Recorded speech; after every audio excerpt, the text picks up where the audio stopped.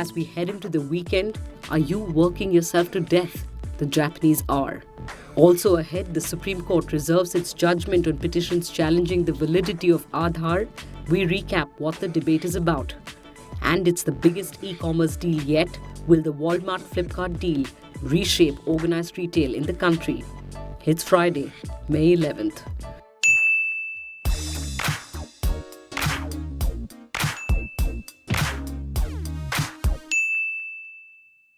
A 5-judge constitution bench headed by Chief Justice Deepak Mishra has concluded its hearing on a bunch of petitions challenging the validity of Aadhaar. Let's recap the key points of debate.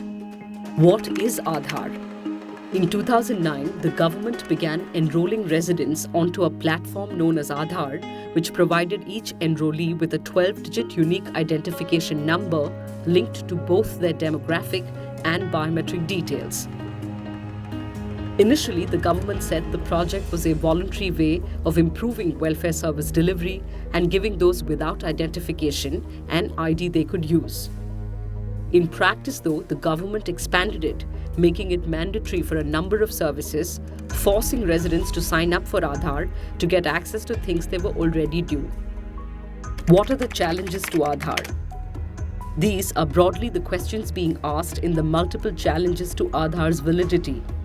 Can the state mandate a person to share their biometric information?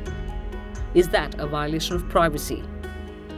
Does the nature of Aadhaar in collecting biometric information enable 360-degree profiling of individuals and the creation of a surveillance state so pervasive that it changes the nature of the relationship between citizens and the government? Should the government be permitted to exclude those without Aadhaar from its welfare delivery network? Does Aadhaar improve welfare? Is there sufficient protection for the massive amounts of data that the state has collected as part of the Aadhaar project? Now the question of right to privacy. As the Supreme Court began hearing some of these challenges, the government, in an effort to save Aadhaar, asked the question of whether the Indian Constitution even has a fundamental right to privacy, since it's not explicitly stated. A 9-judge bench in 2017 unanimously concluded that Indians do have a fundamental right to privacy and that Aadhaar would have to be tested against it. What are the manifest problems with Aadhaar? Aadhaar, as we said, was sold as a method to improve welfare delivery and plug the various holes in India's subsidy services. But it turned into a tool of exclusion. Multiple reports from across the country showed Aadhaar was making access to service delivery and welfare schemes difficult.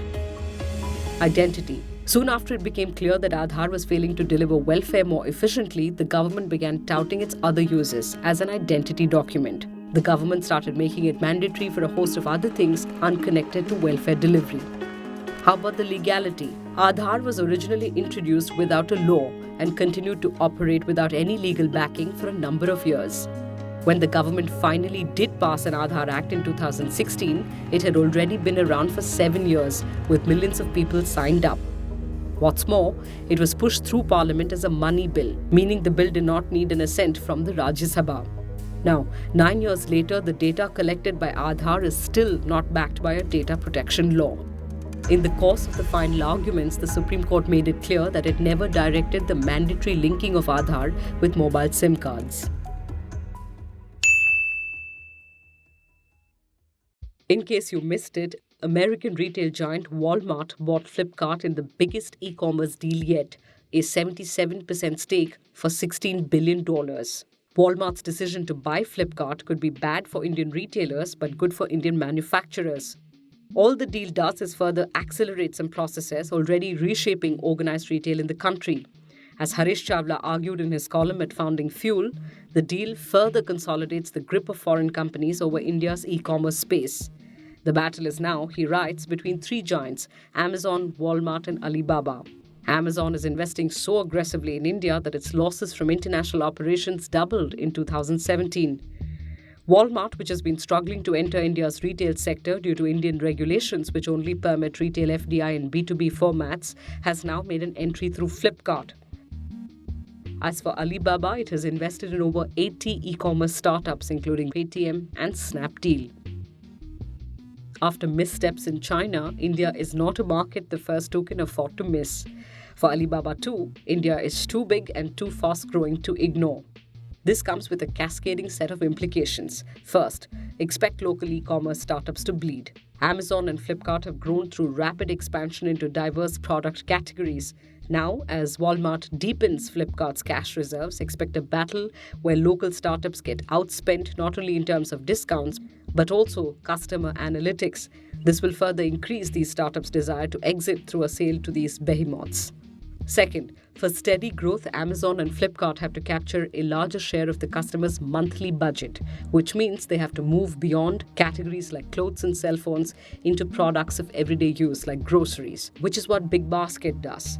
This is where they will muscle into the turf of not just big retail chains but also small mom-and-pop stores.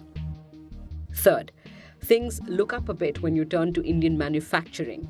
While both Amazon and Walmart have strong global supply chains feeding their stores, India also has local sourcing norms for e-tailers, which means Indian manufacturers, even those in small B2C spaces like apparel, now have a chance to access a wider market by signing up with a Walmart or Amazon as a supplier. Potentially, this could even become an opportunity for them to start supplying globally.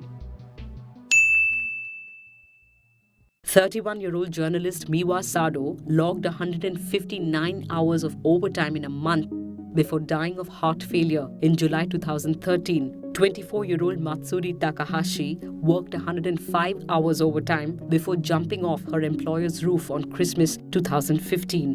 One of her last Twitter posts read, "It's 4 a.m. My body's trembling. I'm going to die. I'm so tired."